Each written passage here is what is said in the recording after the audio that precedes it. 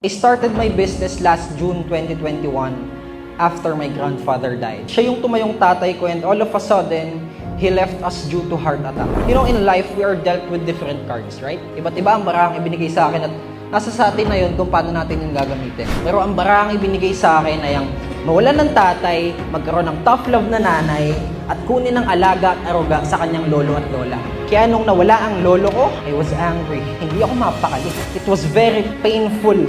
I was angry, I was upset, I was craving so bad for a life where we would never even think of a single penny para lang makabili ng gamot. Para lang makapagpa-check up to get the operations that each of my family would need in case of emergencies.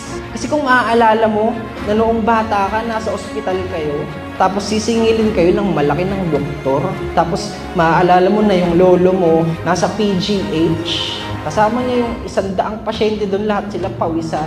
Tapos yung lolo mo, makikita mo, nasa bintana, pinipilit ngumiti at kumaway sa'yo. Mahirap maging mahirap pagdating sa buhay na ng mahal mo yung pinag-uusapan. I told myself that I already lost my father. I already lost one. And I won't lose another one just because of this kind of life. At dito na pumasok ang sense of urgency. Sinabi ko na kailangan ko agad mabago yung sitwasyon sa bahay. Kailangan mabago yung sitwasyon na palagi na lang ako nasasaktan. Kailangan mabago yung sitwasyon na palagi na lang ako malungkot. Kailangan mabago yung sitwasyon na palagi na lang kaming kawawa. Balang araw, mabubuhay din kami ng masaya at payapa. Because I believe that being financially free is the key to unlimited freedom and peace.